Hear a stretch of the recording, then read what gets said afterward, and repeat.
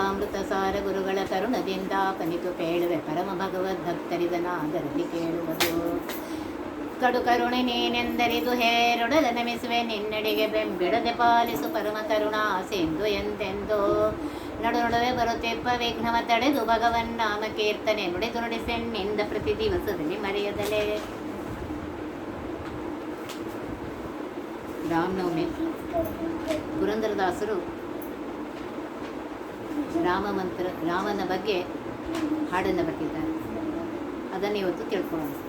ರಾಮ ಮಂತ್ರವ ಜಪಿಸೋ ಹೇ ಮನುಜ, ರಾಮ ಮಂತ್ರವ ಜಪಿಸೋ. ಆ ಮಂತ್ರ ಈ ಮಂತ್ರ ಜಪಿಸಿ ನೀ ಕೆಡಬೇಡ, ಸೋಮಶೇಖರ ತನ್ನ ಭಾಮೆಗೆ ಪೇಳಿದ ರಾಮ ಮಂತ್ರವ ಜಪಿಸೋ. ಕುಲಹೀನನಾದರೂ ಕೂಗಿ ಜಪಿಸೋ ಮಂತ್ರ, ಸಲೆ ಬೀದಿಯೋಳು ಉಚ್ಚರಿಸುವ ಮಂತ್ರ. ಹಲವು ಪಾಪಂಗಳ ಹದಗೆಡಿಸುವ ಮಂತ್ರ, ಸುಲಭದಿಂದಲೇ ಮೋಕ್ಷ ಸೂರೆ ಕುಂಬುವ ಮಂತ್ರ. ರಾಮ ಮಂತ್ರವ ಜಪಿಸೋ ಹೇ ಮನುಜ, ರಾಮ ಮಂತ್ರವ ಜಪಿಸೋ. ಮರುತಾತ್ಮಜ ನಿತ್ಯ ಸ್ಮರಣೆ ಮಾಡುವ ಮಂತ್ರ, ಸರ್ವ ಋಷಿಗಳಲ್ಲಿ ಸೇರಿದ ಮಂತ್ರ. ದುರಿತ ಕಾನನ ಕಿದು ದಾವಾನಲ ಮಂತ್ರ, ಪೊರೆದು ವಿಭೀಷಣಗೆ ಪಟ್ಟಗಟ್ಟಿದ ಮಂತ್ರ. ರಾಮ ಮಂತ್ರವ ಜಪಿಸೋ. ಜ್ಞಾನದಿಧಿ ನಮ್ಮ ಆನಂದ ತೀರ್ಥರು, ಸಾನುರಾಗದಿ ನಿತ್ಯ ಸೇವಿಪ ಮಂತ್ರ. ಭಾನುಕುಲಾಂಬುದೆ ಸೋಮನೆ ನಿಪ ನಮ್ಮ, ದೀನ ರಕ್ಷಕ ಪುರಂದರ ವಿಠಲನ ಮಂತ್ರ. ರಾಮ ಮಂತ್ರವ ಜಪಿಸೋ ಹೇ ಮನುಜ, ರಾಮ ಮಂತ್ರವ ಜಪಿಸೋ.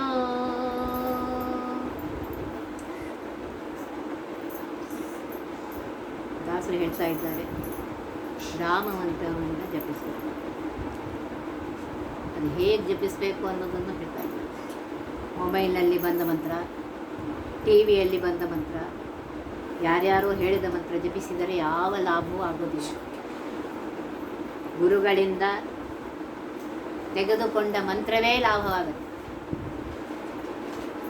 ಅದೇ ಸಫಲವಾಗುತ್ತೆ.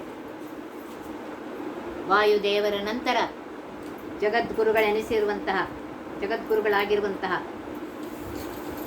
ರುದ್ರದೇವರು, ವಾಯುದೇವರ ನಂತರ ಜಗದ್ಗುರು ಎನಿಸುವಂತಹ ರುದ್ರದೇವರು ತಮ್ಮ ಸತಿಗೆ ಹೇಳಿದಂತಹ ಮಂತ್ರ ಈ ರಾಮ ಮಂತ್ರ.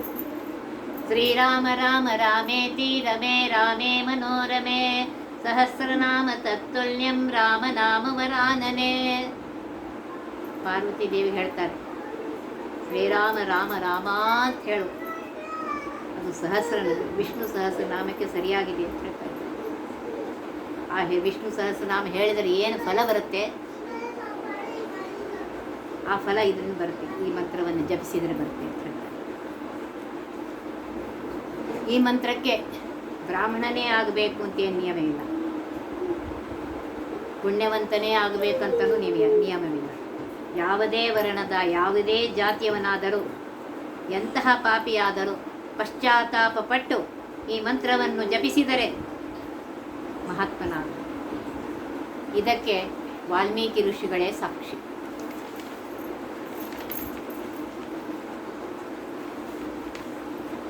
ವಾಲ್ಮೀಕಿ ಋಷಿಗಳು ವರುಣಪುತ್ರರಾಗಿದ್ದರು. ಪ್ರಾರಬ್ಧವಶಾತ್ ಬಾಲ್ಯದಲ್ಲಿಯೇ ಬೇಡರ ಗುಂಪಿನಲ್ಲಿ ಹೋಗಿ ಸೇರಿಕೊಳ್ತಾರೆ.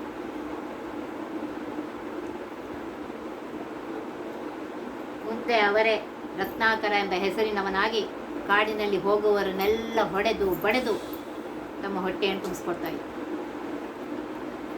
ಆಗ ನಾರದರು ಬಂದು ಭೇಟಿಯಾಗಿ ಅವರಿಗೆ ರಾಮ ಮಂತ್ರವನ್ನು ಉಪದೇಶಿಸ್ತಾರೆ. ಆ ಬೇಡನೇ ಮುಂದೆ ವಾಲ್ಮೀಕಿ ಋಷಿ ಆದ. ಅದರಿಂದ ದಾಸರು ಹೇಳ್ತಾರೆ, ಹಲವು ಪಾಪಂಗಳ ಹದಗೆಡಿಸುವ ಮಂತ್ರ ಅಂತ ಹೇಳ್ತಾ ಇದ್ದಾರೆ.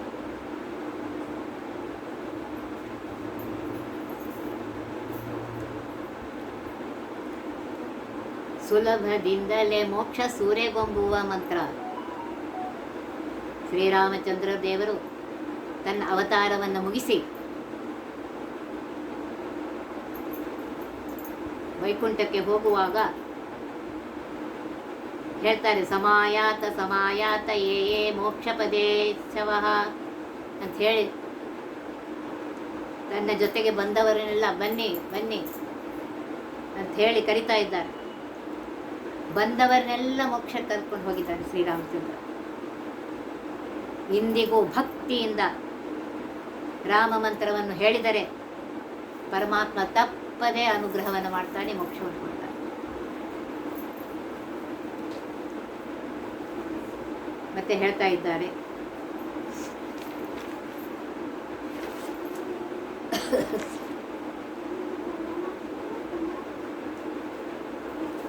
ಯಾವಾಗಲೂ ಆ ರಾಮ ಮಂತ್ರವನ್ನು ಜಪಿಸುವ, ಮರುತಾತ್ಮ ನಿತ್ಯ ಸ್ಮರಣೆ ಮಾಡುವ ಮಂತ್ರ. ಹನುಮಂತ ದೇವರು ಇವತ್ತಿಗೂ ಕೆಂಪುರುಷ ಖಂಡದಲ್ಲಿದ್ದು ರಾಮಾಯ ರಾಮಭದ್ರಾಯ ರಾಮಚಂದ್ರಾಯ ವೇದಸೆ ರಘುನಾಥಾಯ ನಾಥಾಯ ಸೀತಾಯ ಪತೇ ನಮಃ ಈ ಮಂತ್ರವನ್ನು ಹೇಳ್ತಾನೇ ಇರ್ತಾ ಇದ್ದಾರೆ. ಬರೀ ಹೇಳೋದಷ್ಟೇ ಅಲ್ಲ, ಆನಂದದಲ್ಲಿ ಮಗ್ನರಾಗಿದ್ದಾರೆ. ಆದ್ದರಿಂದ ಇಲ್ಲಿ ಹೇಳ್ತಾ ಇದ್ದಾರೆ, ಭಕ್ತಿಯಿಂದ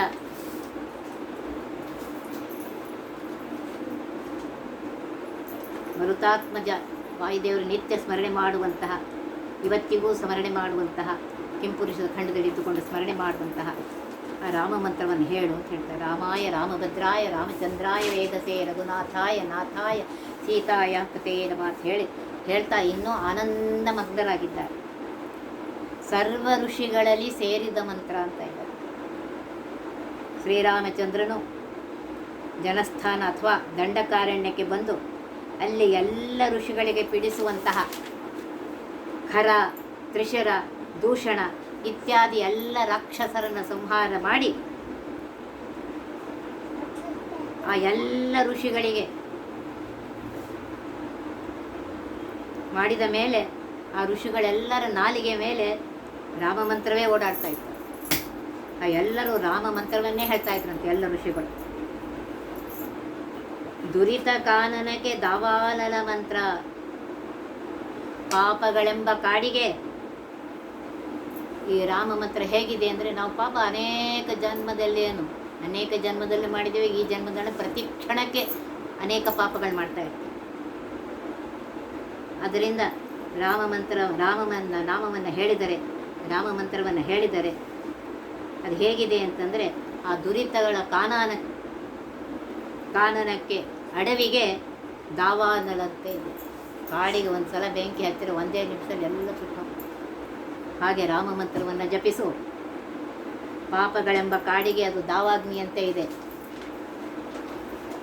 ಅಜಾಮಿಳ ಮಹಾಪಾಪಿಯಾಗಿದ್ದರೂ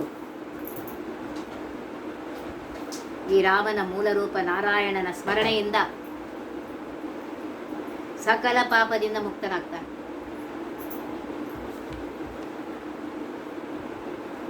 ಆದ್ದರಿಂದ ಹೇಳ್ತಾ ಇದ್ದಾರೆ, ಆ ಮಂತ್ರವನ್ನು ಜಪಿಸಿ. ಕೊರೆದು ವಿಭೀಷಣಗೆ ಪಟ್ಟಗಟ್ಟಿದ ಮಂತ್ರ. ನೋಡ್ರಿ, ರಾವಣನ ಇದರಿಂದ ಆ ವಿಭೀಷಣ ಭಾಳ ಇದಾಗಿರ್ತಾನೆ. ಆ ರಾವಣನ ಸಂಹಾರ ಮಾಡಿ ಅಲಂಕಾಪಟ್ಟಣಕ್ಕೆ ವಿಭೀಷಣನಿಗೆ ಪಟ್ಟಗಟ್ಟಾನೆ ಪರಮಾತ್ಮ. ರಾಮನ ಮೇಲೆ ಅವನಿಗೆ ಅಟ್ಟು ಭಕ್ತಿ.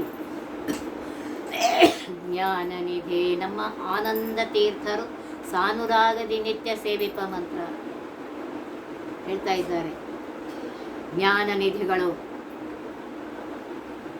ಜ್ಞಾನನಿಧಿಗಳಾಗಿರುವಂತಹ ನಮ್ಮ ಆನಂದ ತೀರ್ಥರು ಶ್ರೀಮದಾಚಾರ್ಯರು ಅವರೇ ಹನುಮ ಭೀಮ ಮಧ್ವರಾಗಿ ಆ ಮಧ್ವಾಚಾರ್ಯರನ್ನೇ ಆನಂದ ತೀರ್ಥರು ಅಂತ ಕರೀತಾರೆ. ಅವರ ಗ್ರಂಥ ಓದಿದವರಿಗೆ ಆನಂದದಿಂದ ಹೇಳಿದಾರವರು. ಆನಂದ ಮೂರ್ತಿಯಾಗಿರುವಂತಹ ಪರಮಾತ್ಮನ ಪ್ರತಿಬಿಂಬರಾಗಿರುವಂತಹ ಅವರು ಆನಂದವಾದ ಶಾಸ್ತ್ರವನ್ನು ಹೇಳಿದ್ದಾರೆ. ಯಾರು ಅದನ್ನು ಸಂತೋಷದಿಂದ ಹರಿ ಸರ್ವೋತ್ತಮವಾಗಿ ಜೀವೋತ್ತಮ ಅಂತ ತಿಳಿದುಕೊಂಡು ಓದ್ತಾರೆ, ಅವರಿಗೆ ಆನಂದವನ್ನು ಕೊಡ್ತಾರೆ. ದಿನಾಗಲೂ ಆನಂದ ತೀರ್ಥರು ಮೂಲ ರಾಮದೇವರನ್ನು ಪೂಜಿಸಿ ರಾಮದೇವರನ್ನೇ ಯಾವಾಗಲೂ ನೆನೆಸ್ತಾ ಇರ್ತಾರೆ. ಅಂತಹ ರಾಮ ಮಂತ್ರವನ್ನು ಜಪಿಸು ಅಂತ ಹೇಳ್ತಾರೆ. ಅವರು ಹೇಗೆ ಎಷ್ಟು ಭಕ್ತಿಯಿಂದ ಆ ಮಂತ್ರವನ್ನು ಜಪಿಸ್ತಾರೆ. ಮಂತ್ರ ಹೇಳುವಾಗ ಆ ಕಡೆ ನೋಡ್ಕೊಂಡು ಈ ಕಡೆ ನೋಡ್ಕೊಂಡು ಹರಟೆ ಹೊಡಿತಾ ಅಲ್ಲ, ಮಂತ್ರವನ್ನು ಏಕಾಗ್ರ ಮನಸ್ಸಿನಿಂದ ಆ ಮೂಲ ಮೂರ್ತಿಯನ್ನು ಎದುರಿಗಿಟ್ಟುಕೊಂಡು ಅವನು ನನಗೆ ಎದುರಿಗಿದ್ದಾನೆ, ಕೇಳಿಸ್ಕೊತಾ ಇದ್ದಾನೆ ಅಂತ ಹೇಳಿ ಆ ಏಕಾಗ್ರ ಮನಸ್ಸಿನಿಂದ ಹೇಳಬೇಕು ಮಂತ್ರ. ಅದಕ್ಕೆ ಹೇಳಿದ್ರು ಜ್ಞಾನ ನಿಧಿಗಳಾಗಿರುವಂತಹ ಶ್ರೀಮದ್ ಆನಂದ ತೀರ್ಥರು ಭಕ್ತಿಯಿಂದ ನಿತ್ಯವೂ ನೆನೆಸುವಂತಹ ಮಂತ್ರ ಇದು ರಾಮಮಂತ್ರ. ಭಾನುಕುಲಾಂಬುದಿ ಸೋಮಶೇಖರ ನೆನಿಪ ನಮ್ಮ ದೀನ ರಕ್ಷಕ ಪುರಂದರ ವಿಠಲನ ಮನ. ವಂಶವೆಂಬ ಸಮುದ್ರಕ್ಕೆ ಚಂದ್ರನಂತೆ ಯಾವಾಗಲೂ ಆ ಕುಲದ ಕೀರ್ತಿಯನ್ನು ಹೆಚ್ಚಿಸುವಂತಹ ಮಂತ್ರ ಇದು ರಾಮಮಂತ್ರ.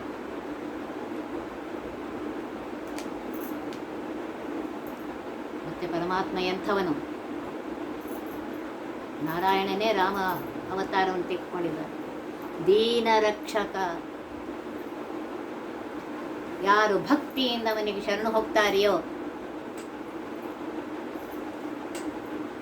ಅವರನ್ನು ರಕ್ಷಣೆ ಮಾಡುವಂತ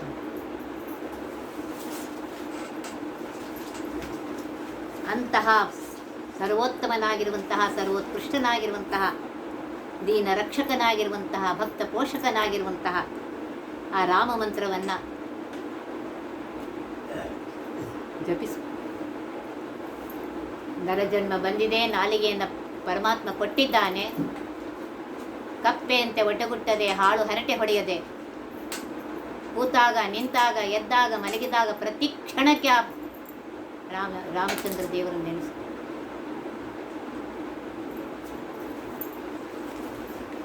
ಆಗ ಪರಮಾತ್ಮ ನಿನಗೆ ಅನುಗ್ರಹವನ್ನು ಮಾಡ್ತಾನೆ ಅಂತ ಹೇಳಿ ಮೂರೇ ನುಡಿಯಲ್ಲಿ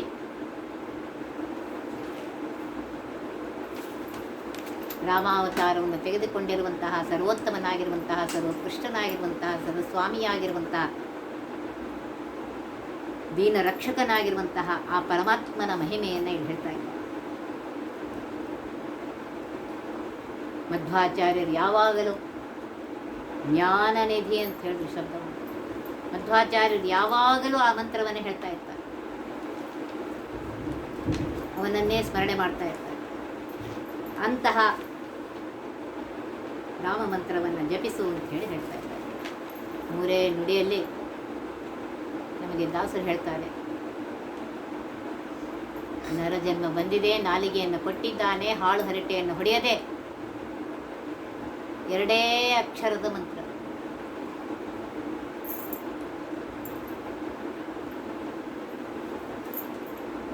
ರಾಮ ರಾಮ ಎನ್ನಿರು ಅಂತ ಹೇಳಿ ಒಂದೊಂದು ಕಡೆ ಆ ದಾಸರು ಹಾಡು ಹೇಳ್ತಾರೆ. ಆ ಮಂತ್ರವನ್ನು ಹೇಳ್ತಾ ಇದ್ವಿ. ಆಗ ಸರ್ವೋತ್ತಮನಾಗಿರುವಂತಹ ಸರ್ವೋತ್ಕೃಷ್ಟನಾಗಿರುವಂತಹ ಪರಮಾತ್ಮ ಖಂಡಿತ ಅನುಗ್ರಹ ಮಾಡಿಯೇ ಮಾಡ್ತಾರೆ. ಅನುಗ್ರಹ ಮಾಡೋದಕ್ಕೋಸ್ಕರ ನಮಗೆ ನರಜನ್ಮವನ್ನು ಕೊಟ್ಟಿದ್ದಾರೆ. ಸಾಧನೆಯನ್ನು ಮಾಡಿಕೊಂಡು ಆ ಪರಮಾತ್ಮನ ಅನುಗ್ರಹ ಆಗುವಂತೆ ನೋಡ್ಕೊಳ್ಬೇಕು. ಅವನಿಗೆ ಸಂತೋಷವಾಗುವಂತೆ ನಾವು ಕರ್ಮಗಳನ್ನು ಮಾಡ್ತಾ ಇರಬೇಕು. ಪ್ರತಿ ಕ್ಷಣಕ್ಕೆ ಅವನನ್ನು ನೆನೆಸ್ತಾ ಇರಬೇಕು ಅಂತ ಹೇಳಿ ಹೇಳ್ತಾ ಇದ್ದಾರೆ. ಅದರಿಂದ ಹೇಳ್ತಾ ಇದ್ದಾರೆ, ರಾಮ ಮಂತ್ರವನ್ನು ಜಪಿಸು. ಯಾವಾಗಲೂ ಕೂತಾಗ ನಿಂತಾಗ ಯಾವಾಗಲೂ ಆ ರಾಮ ಮಂತ್ರವನ್ನು ಜಪಿಸು ಅಂತ ಹೇಳಿ ಹೇಳ್ತಾರೆ. ಆ ಜಪಿಸಬೇಕಾದ್ರೆ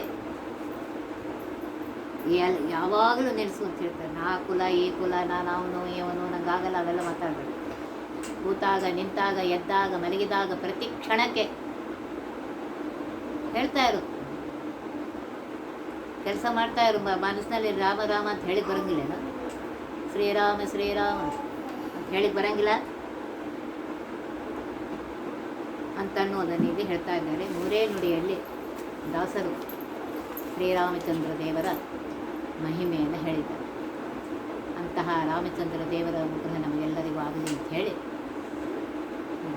ಒತ್ತಿ ಬಹ ವಿಘ್ನಗಳ ಕಳೆದಪ ಮೃತ್ಯುವಿಗೆ ಮರೆ ಮಾಡಿ ಕಾಲನ ದೂತರಿಗೆ ಭೇಕರವ ಪುಟ್ಟಿಸಿ ಸಕಲ ಸಿದ್ಧಿಗಳ ಒತ್ತಿಗೊಳ್ಳೆ ಶಿವನರು ಹೇಕ್ಷಣ ನೃತ್ಯ ಮಾಡುವರವರ ಮನೆಯಲ್ಲಿ ನಿತ್ಯ ಮಂಗಳ ಹರಿಕಥಾಮೃತ ಸಾರ ಪಠಿಸುವರ.